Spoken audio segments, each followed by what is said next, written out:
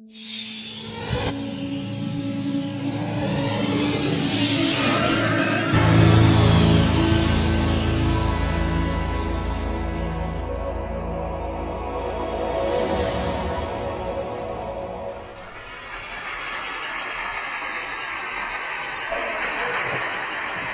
I'll start with this. A couple of years ago, an event planner called me because I was going to do a speaking event. And she called and she said, I'm really struggling with how to write about you on the little flyer. And I thought, well, what's the struggle? And she said, well, I saw you speak, and I'm going to call you a researcher, I think, but I'm afraid if I call you a researcher, no one will come because they'll think you're boring and irrelevant. And I was like, okay. And she said, but the thing I liked about your talk is, you know, you're a storyteller. So I think what I'll do is just call you a storyteller. And of course, the academic, insecure part of me was like, you're going to call me a what? And she said, I'm going to call you a storyteller. And I was like, oh, why not Magic Pixie? I was like, let me think about this for a second. And so I tried to call deep on my courage, and I thought, you know, I am a storyteller. I'm a qualitative researcher. I collect stories. That's what I do. And maybe stories are just data with a soul, you know, and maybe I'm just a storyteller. So I said, you know what? Why don't you just say I'm a researcher storyteller? And she went, there's no such thing. So I'm a researcher storyteller. And I'm going to talk to you today. We're talking about expanding perception. And so I want to talk to you and tell some stories about a piece of my research that fundamentally expanded my perception and really actually changed the way that I live and love and work and parent. And this is where my story starts. When I was a young researcher, doctoral student, my first year I had a research professor who said to us, here's the thing, if you cannot measure it, it does not exist. And I thought he was just sweet talking me. I was like, really? And he's like, absolutely. So you have to understand that I have a bachelor's in social work, a master's in social work, and I was getting my PhD in social work. So my entire academic career was surrounded by people who kind of believed in the life's messy, love it, you know, and I'm more the life's messy, clean it up, organize it, and put it into a bento box. And so to think that I had found my way, to found a career that takes me, you know, really one of the big sayings in social work is lean into the discomfort of the work. And I'm like, you know, knock discomfort upside the head and move it over and get all A's. That was my mantra. So I was very excited about this. And so I thought, you know what? This is the career for me, because I am interested in some messy topics, but I want to be able to make them not messy. I want to understand them. I want to hack into these things that I know are important and lay the code out for everyone to see. So where I started was with connection, because by the time you're a social worker for 10 years, what you realize is that connection is why we're here. It's what gives purpose and meaning to our lives. This is what it's all about. It doesn't matter whether you talk to people who work in social justice and mental health and abuse and neglect. What we know is that connection, the ability to feel connected, is neurobiologically, that's how we're wired. It's why we're here. So I thought, you know what, I'm going to start with connection. Well, you know that situation where you get an evaluation from your boss and she tells you 37 things that you do really awesome and one thing that you can't, you know, an opportunity for growth. And all you can think about is that opportunity for growth, right? Well, apparently this is the way my work went as well, because when you ask people about love, they tell you about heartbreak. When you ask people about belonging, they'll tell you their most excruciating experiences of being excluded. And when you ask people about connection, the stories they told me were about disconnection. So very quickly, really about 6 weeks into this research, I ran into this unnamed thing that absolutely unraveled connection in a way that I didn't understand or had never seen. And so I pulled back out of the research and thought, I need to figure out what this is. And it turned out to be shame. And shame is really easily understood as the fear of disconnection. Is there something about me that if other people know it or see it, that I won't be worthy of connection? The things I can tell you about it, it's universal. We all have it. The only people who don't experience shame have no capacity for human empathy or connection. No one wants to talk about it, and the less you talk about it, the more you have it. What underpinned this shame, this I'm not good enough, which we all know that feeling. I'm not blank enough. I'm not thin enough, rich enough, beautiful enough, smart enough, promoted enough. The thing that underpinned this was excruciating vulnerability.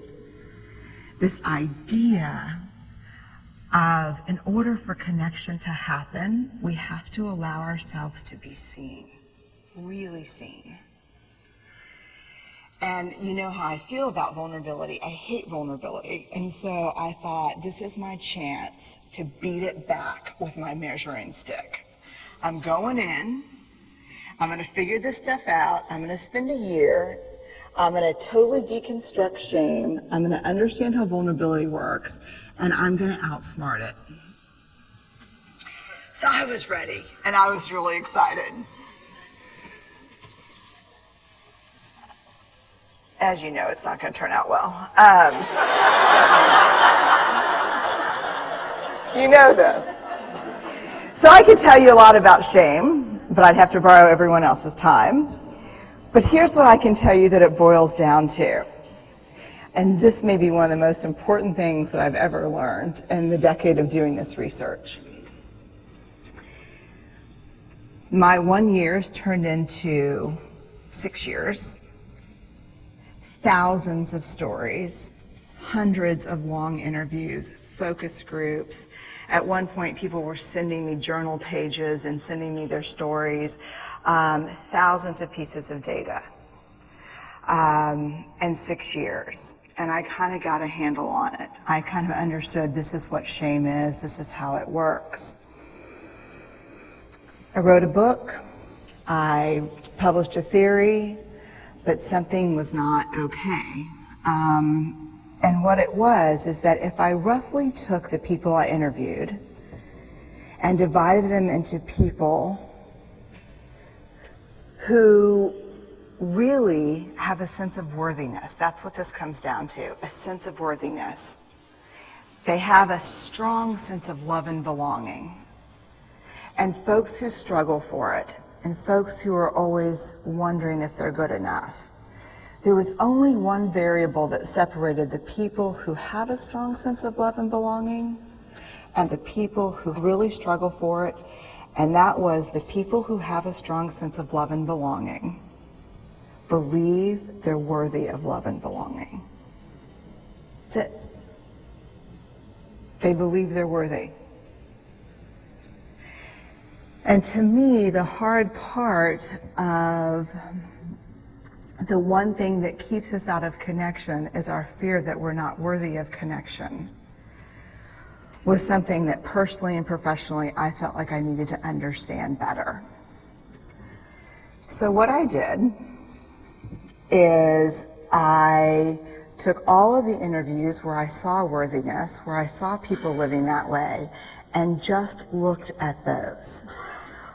what do these people have in common? And I have a slight office supply addiction, but that's another talk. So I had a manila notebook, a manila folder, and I had a Sharpie, and I was like, what am I going to call this research? And the first words that came to my mind were wholehearted. These are kind of wholehearted people living from this deep sense of worthiness. So I wrote at the top of the manila folder, and I started looking at the data. In fact, I did it first in this in a 4-day, very intensive data analysis where I went back, pulled these interviews, pulled the stories, pulled the incidents. What's the theme? What's the pattern? My husband left town with the kids because I always go into this kind of Jackson Pollock crazy thing where I'm just like writing and going and kind of just in my researcher mode. And so here's what I found. What they had in common was a sense of courage. And I want to separate courage and bravery for you for a minute.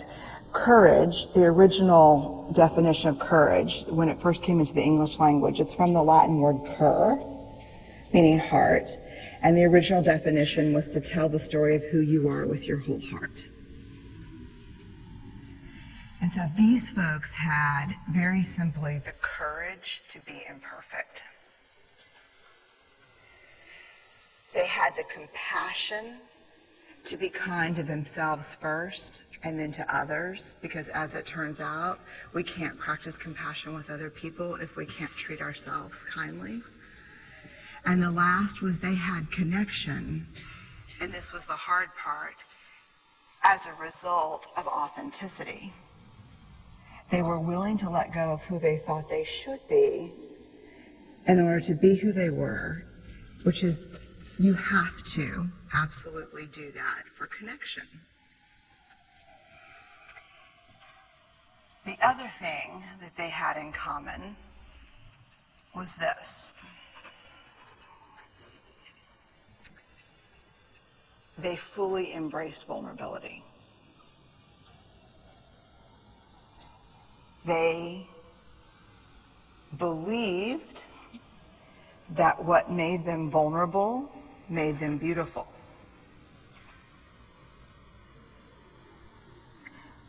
They didn't talk about vulnerability being comfortable, nor did they really talk about it being excruciating, as I had heard it earlier in the shame interviewing. They just talked about it being necessary. They talked about the willingness to say, I love you first. The willingness to do something where there are no guarantees. The willingness to breathe through waiting for the doctor to call after your mammogram. The willing to invest in a relationship that may or may not work out. They thought this was fundamental. I personally thought it was betrayal.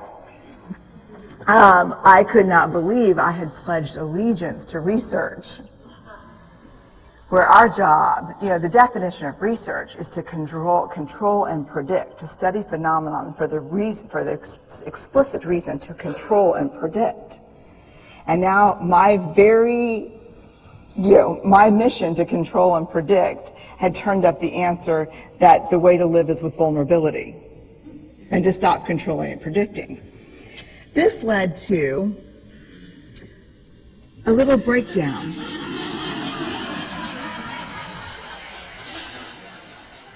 Which actually looked more like this.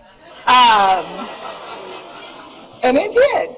It led to I call it a breakdown, my therapist calls it a spiritual awakening. Spiritual awakening sounds better than breakdown, but I assure you it was a breakdown.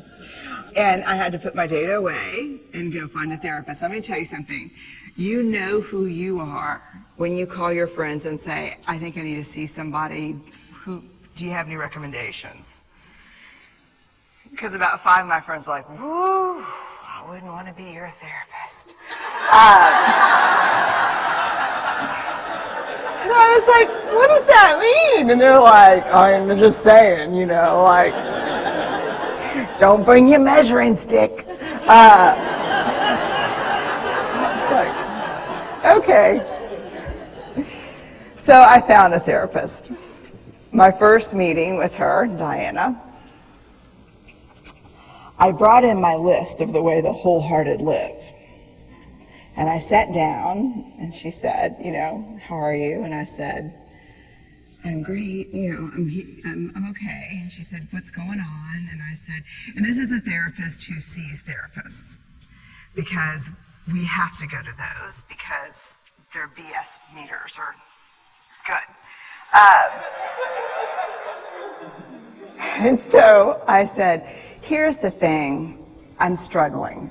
And she said, what's the struggle? And I said, well, I have a vulnerability issue.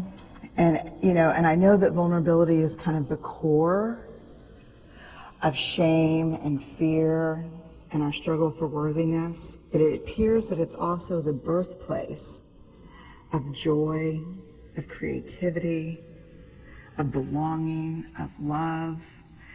And I think I have a problem. And I need some help. And I said, but here's the thing, no family stuff, no childhood shit. I just need some strategies.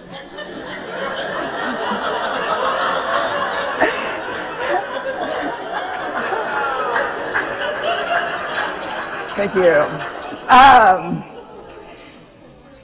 So she goes like this.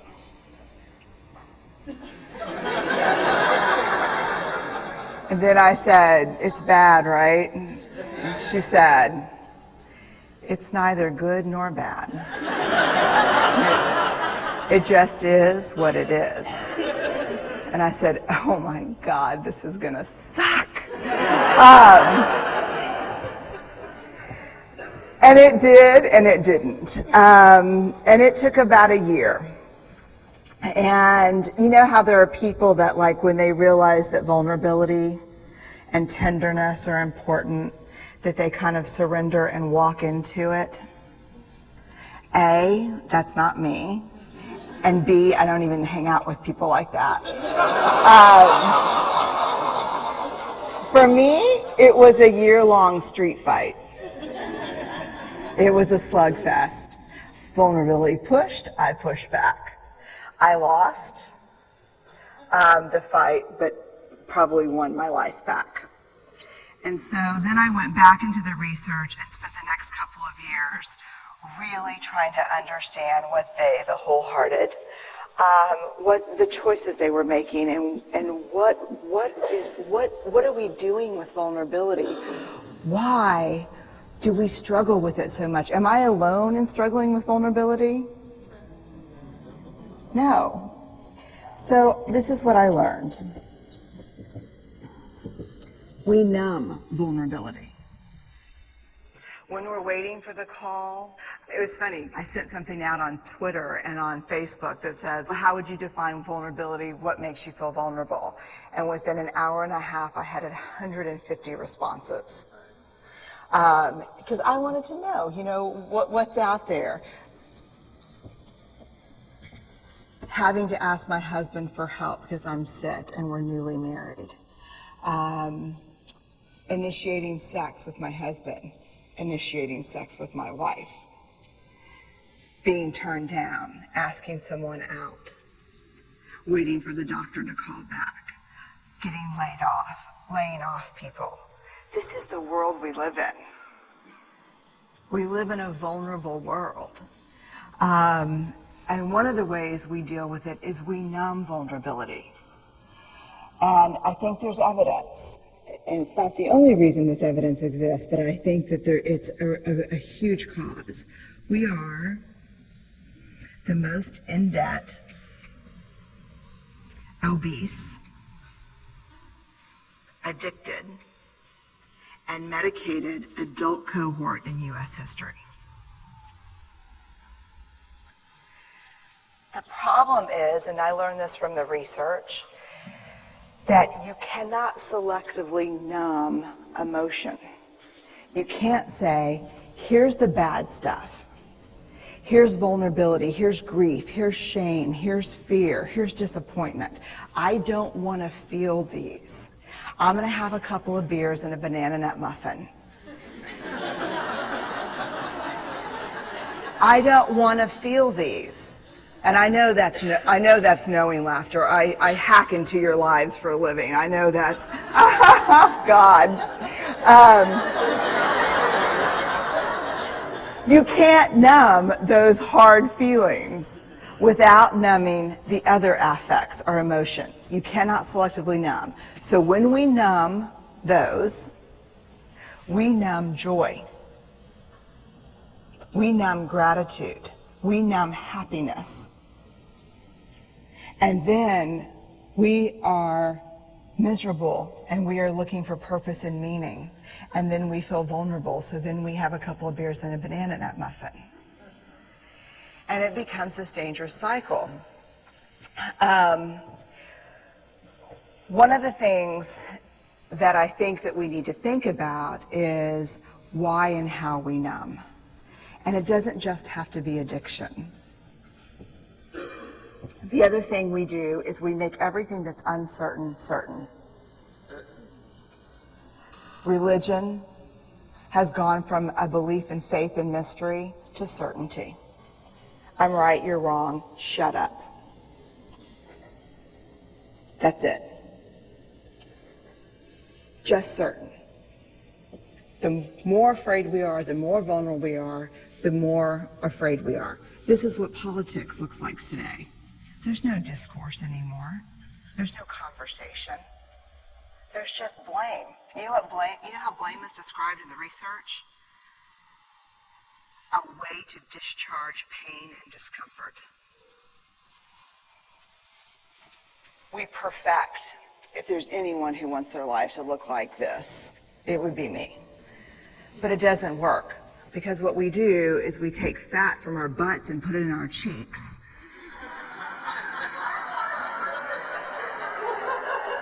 Which just, I hope in 100 years people will look back and go, wow. You know. And we perfect, most dangerously, our children. Let me tell you what we think about children. They're hardwired for struggle when they get here. When you hold those perfect little babies in your hand, our job is not to say, look at her, she's perfect. My job is just to keep her perfect, make sure she makes the tennis team by 5th grade and Yale by 7th grade. That's not our job. Our job is to look and say, you know what? You're imperfect and you're wired for struggle, but you are worthy of love and belonging. That's our job. Show me a generation of kids raised like that, and we'll end the problems I think that we see today. We pretend that what we do doesn't have an effect on people. We do that in our personal lives. We do that corporate, whether it's a bailout, an oil spill, a recall. We pretend like what we're doing doesn't have a huge impact on other people. I would say to companies, this is not our first rodeo, people. We just need you to be authentic and real and say, we're sorry, we'll fix it. But there's another way, and I'll leave you with this. This is what I have found. To let ourselves be seen, deeply seen, vulnerably seen. To love with our whole hearts, even though there's no guarantee. And that's really hard, and I can tell you as a parent, that's excruciatingly difficult. To practice gratitude and joy in those moments of kind of terror when we're wondering, can I love you this much? Can I believe in this passionately? Can I be this fierce about this? Just to be able to stop and instead of catastrophizing what might happen, to say, I'm just so grateful. Because to feel this vulnerable means I'm alive. And the last, which I think is probably the most important, is to believe that we're enough. Because when we work from a place, I believe, that says, I'm enough, then we stop screaming and start listening. We're kinder and gentler to the people around us, and we're kinder and gentler to ourselves. That's all I have. Thank you.